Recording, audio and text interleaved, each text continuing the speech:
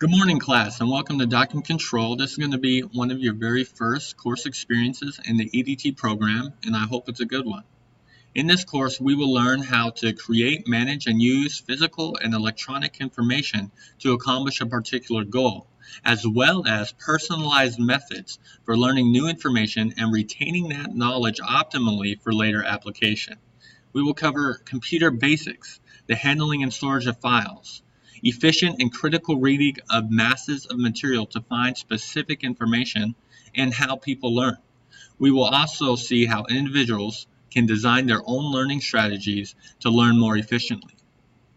The concepts we learn here will be used and elaborated on throughout the year. Now, if you're new to Canvas, from the home page, you can access a Canvas tour by clicking Start Here, where my cursor is showing. If you've already been through the Canvas tour or already feel familiar with Canvas, you can continue on to the course modules, where our course is going to take place primarily.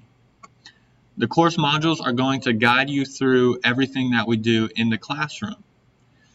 It will show you what assignments you will have to do, what things you're going to learn, and if there's any quizzes that are coming up.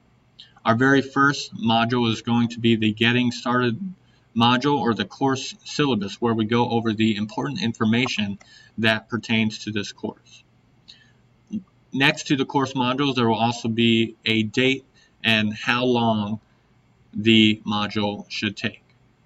Know that you can also access course modules from the Canvas navigation tab. You can also go back to the home page, access your grades, see who is in the class with you, as well as chat with those people. If you ever find yourself needing any Canvas help, you can go to the Canvas Help button on the far left at the bottom of the list where my cursor is showing. Click that and you will be shown a variety of resources where you can click to find the information, the resources, the support that you need. And that concludes our welcome. Let's get started with this course, shall we?